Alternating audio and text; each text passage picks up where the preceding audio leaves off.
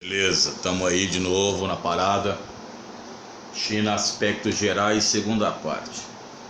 Lembrando para você, garotão, que é o seguinte: cuidado, Taiwan não faz parte da China. Novamente, Taiwan não faz parte da China. Quando você aprende a Revolução Chinesa, você viu que Chiang Kai-shek deu linha na pipa quando Mao Tse Tung assumiu o governo depois de expulsar os japoneses, e Taiwan ficou sendo a filha rebelde. Cuidado com isso nas provas. Professor, mas Taiwan não é reconhecida pela ONU, não é? Não, não é. Isso faz toda parte de um jogo geopolítico para a China voltar, que a China voltasse à ONU. Então Taiwan, por exemplo, é aceito na FIFA. Lembrando a vocês uma coisa interessante: a FIFA tem mais países inscritos do que a ONU. Tá? A FIFA 202 países, 203, alguma coisa ou mais. A ONU 193, 192, 194, alguma coisa assim. Então, para a seleção, cuidado com isso nas provas, principalmente no final do ano, porque nós estamos Copa do Mundo logo aí, filhão.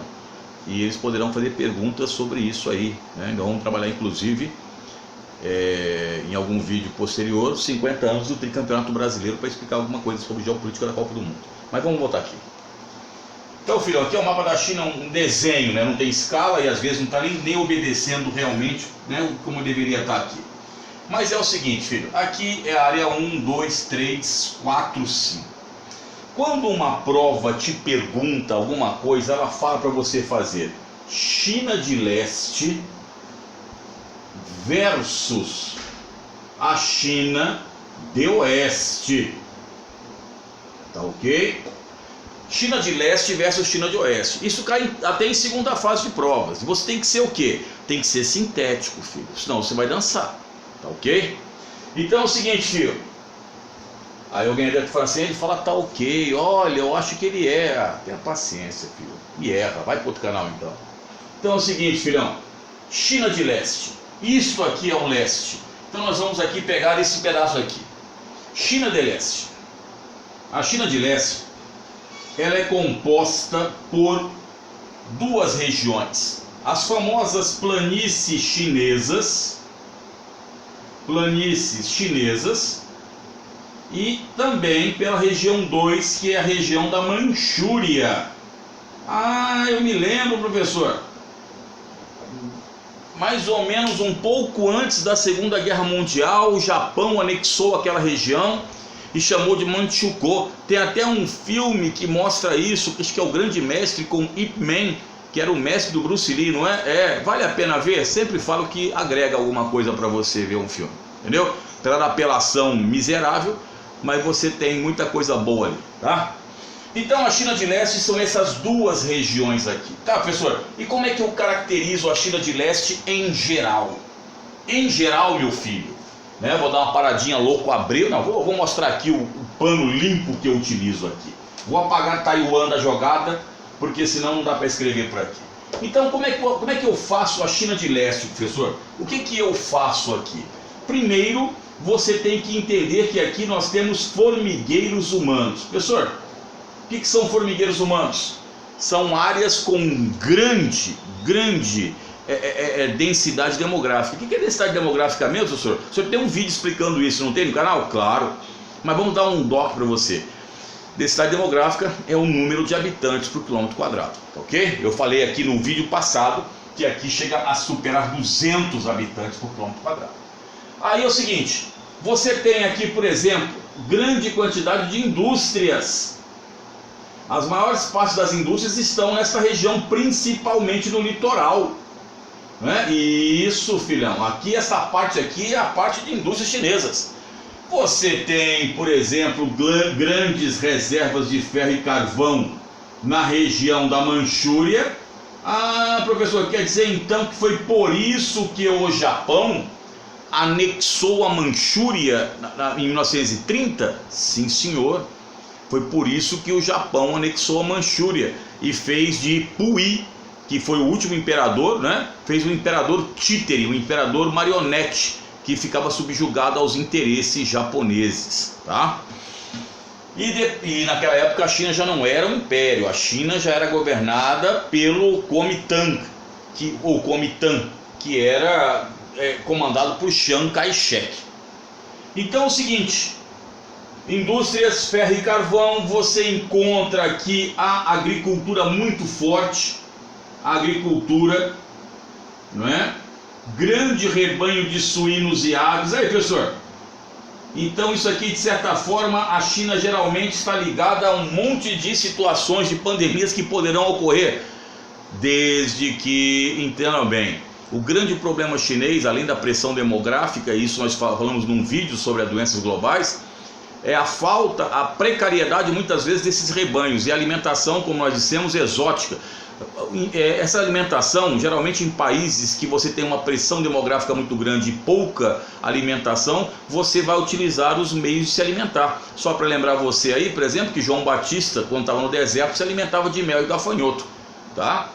Então quando você não tem comida em abundância, você utiliza algumas formas de alimentação que não são muito bem vistas pelo restante da humanidade. Aí cabe cada um decidir o que vai comer, né, meu filho? Então é o seguinte, ferro e carvão, agricultura, suínos e aves. Você encontra ZEs, zonas econômicas especiais, regiões que adotaram princípios capitalistas, mas ainda sob o forte dirigismo chinês. Princípios capitalistas como, por exemplo, diferença salarial, a propriedade agrícola privada para aumentar a produção, diferença de salários. Então, você tem isto aqui e isto aqui. Lembrando a vocês que a Manchúria, ela é chamada de China do trigo e soja. Por quê? Porque planta trigo e soja, né, meu filho? Senão não seria China do trigo e soja, pô. China do trigo e soja. E tem um solo fertilíssimo, um solo bem fértil chamado solo de Laos. Quando você vê pinturas chinesas, as pinturas chinesas, geralmente é um tom pastel, um tom amarelado. Porque se você pegar aqui, daqui a pouco nós vamos falar sobre isso, no terceiro vídeo depois, você vai ter aqui grandes elevações e esses sedimentos disso aqui geram na China, interessante, uma cor bem pastel do firmamento, tá? Amarelado. O solo de Laos é um solo amarelado, solo fértil, que se deposita muitas vezes ao longo do rio amarelo. O rio amarelo é amarelo por causa do transporte de sedimentos. Se fosse no Brasil seria chamado rio branco. Por isso que o Amazonas leva o nome de Paranapitinga. Também o rio Amazonas é um rio de água amarela que transporta grande quantidade de sedimentos, principalmente dos Andes.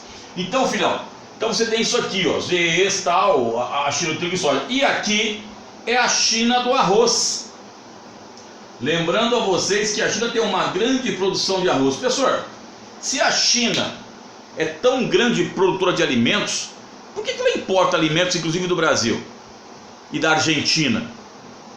Importa arroz da Argentina. E você deve lembrar que na época a Cristina Kirchner, presidente da Argentina, foi há uns 2 anos mais ou menos, ela foi na China e disse o seguinte, ela era vice-presidente na época, e disse o seguinte: nossa,